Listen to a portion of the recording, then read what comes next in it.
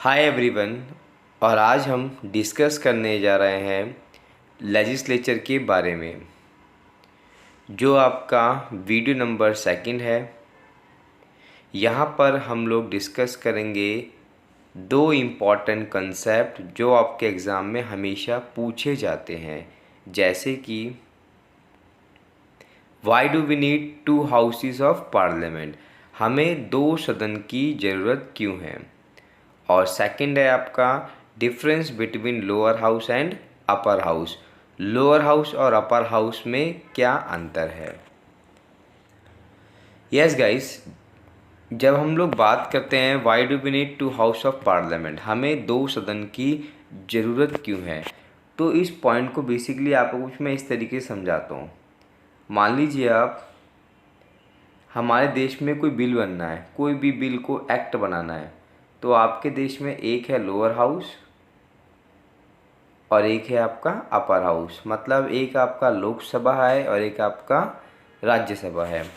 कोई बिल है जिसको पास करना है, और ये बहुत बेसिक क्वेश्चन है कि लोअर हाउस के साथ अपर हाउस और राष्ट्रपति भी होते हैं, प्रेसिडेंट।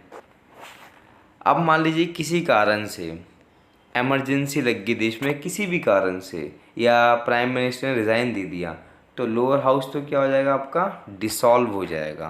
क्योंकि ये बहुत बेसिक कंसेप्ट है कि लोअर हाउस क्या आपका परमानेंट हाउस नहीं है, ये कोई स्थायी सदन नहीं है, इसको कभी भी भंग किया जा सकता है, डिसॉल्व किया जा सकता है। लेकिन अपर हाउस जो आपका, वो एक परमानेंट हाउस है, उसको कभी भी डिसॉल्व नहीं किया जा सकता।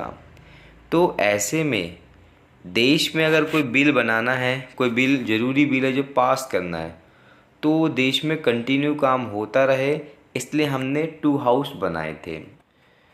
और अब हम डिस्कस कर लेते हैं एडवांटेज ऑफ बाईकैमरल लेजिस्लेचर, दो सदन के फ़ायदे क्या हैं।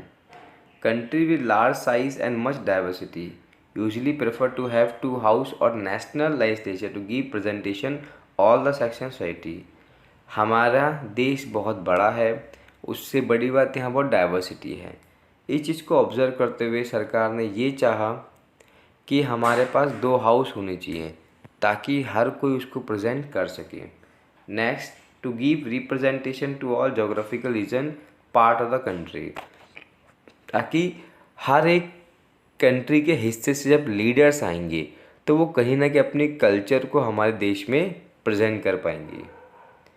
अब bicameral legislature make it possible to have every decision reconsider, ये मैंने आपको स्टार्ट में बताया। बाईकैमरल लेजिस्लेचर से होता क्या है आपका, जो भी डिसीजन होगा वो रिकंसीडर किया जाएगा।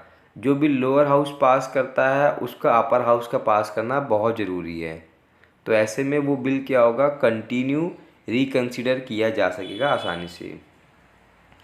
In India second house is permanent, फिर वही बात कि जो आपका यहाँ पे अपर हाउस है वो परमानेंट है, जबकि लोअर हाउस आपका अनपरमानेंट है, इसको डिसॉल्व किया जा सकता है। फिर to give representation to the states, भारत के हर राज्य से यहाँ पे नेता हैं, इसलिए हमने क्या करे, टू हाउस बनाए। और लास्ट पॉइंट आपका service of eminent personalities who are not interested to join the politics can be taken, ऐसे लोग जो बहुत अच्छा काम इंडिया में कर चुके हैं लेकिन वो क्या पॉलिटिक्स को ज्वाइन नहीं करना चाहते, तो ऐसे में क्या 12 मेंबर हो गए अपर हाउस के, ये मैं आगे पढ़ाऊँगा आपको।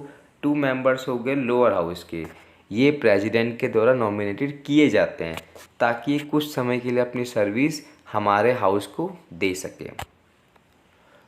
और अब हम आगे डिस्कस करते हैं difference between lower house and upper house. Yes guys, now we discuss the power of lower house and upper house, Lok Sabha और राज्यसभा की शक्तियों के बारे में हम डिस्कस करेंगे। जब हम बात करते हैं लोअर हाउस के बारे में, तो लोअर हाउस को आपका point number 1, the known as a house of the peoples, इसे जनता का सदन भी कहा जाता है। ऐसा क्यों है? क्योंकि the members are directly elected by the peoples.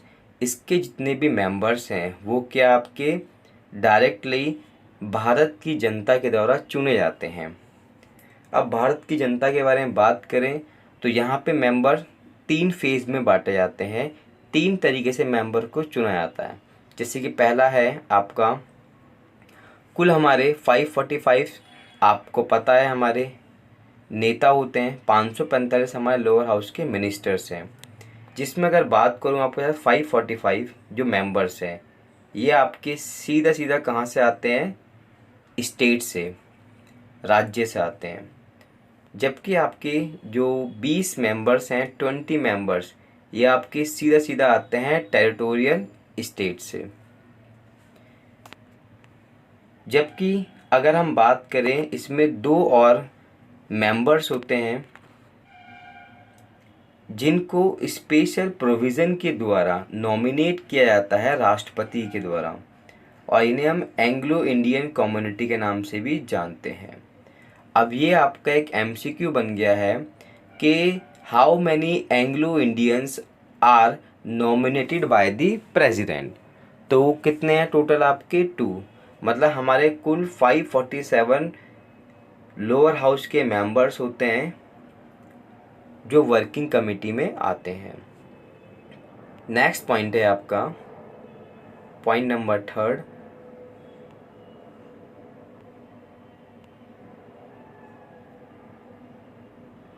The election to the Lok Sabha is conducted on base of the adult franchise। जो भी भारत का नागरिक अपनी उम्र 18 साल कर चुका होता है वो वोट देने के लिए एलिजिबल होता है।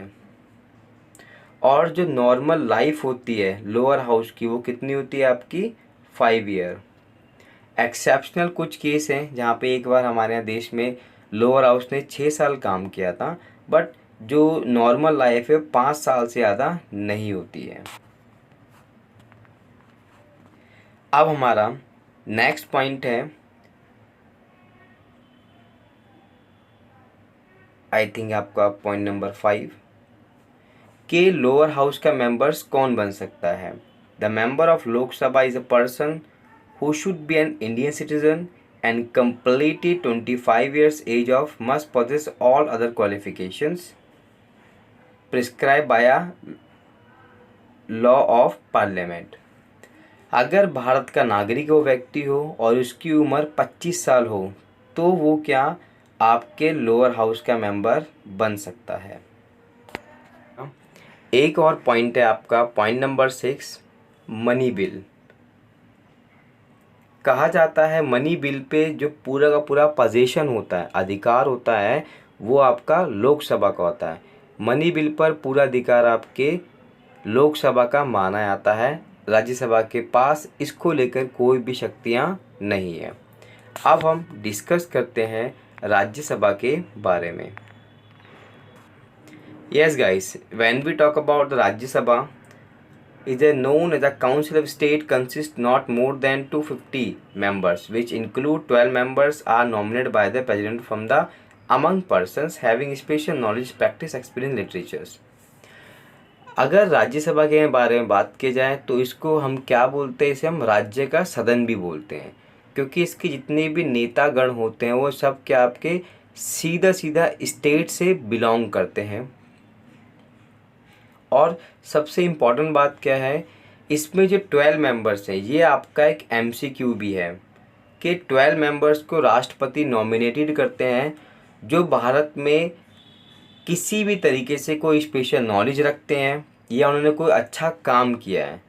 दैट मीन्स 245 आपके तो मेंबर्स होते ही हैं जो हर स्टेट से होते हैं, प्लस आपके 12 मेंबर्स होते हैं, लेकिन ये आपके स्पेशल प्रोविज़न के द्वारा चुने जाते हैं। और अब हम बात कर लेते हैं राज्यसभा के टेंचर के बारे में, कार्यकाल के बारे में। उससे पहले जो आपका पॉइंट नंबर 2 है कि राज्यसभा क्या है आपका? राज्यसभा आपका एक परमानेंट बॉडी है जिसको कभी भी भंग नहीं किया जा सकता। और इसके 1/3 ऑफ मेंबर्स हर 2 साल में क्या होते हैं, उनको रिटायर किया जाता है। और जितनी पोस्ट खाली होती है उसके लिए दोबारा इलेक्शन होते हैं। 1/3 का मतलब आपके टोटल मेंबर 245 है, उसके 1/3 मेंबर हर 2 साल बाद उसको निकाल दिया जाता है, अराउंड 81 मेंबर प्लस। और सबसे जो इम्पोर्टेंस बात ये है आपका, वो है मनी बिल। मनी बिल पर राज्यसभा को किसी भी टाइप का इंटरफेयर करने का इंटरेस्ट नहीं होता। राज्यसभा के पास जब मनी बिल जाता है तो वो अपने पास सिर्फ और सिर्फ 14 डेज़ के लिए रख सकता है। और 14 डेज़ के बाद क्या, वो मनी बिल अपने आप बिल बन जाएगा अगर राज्यसभा अपनी कोई ओपिनियन नहीं देता। I hope so guys you have clear all the concept of the today class. Thank you very much, आपने मुझे अपना टाइम दिया। Goodbye and take care.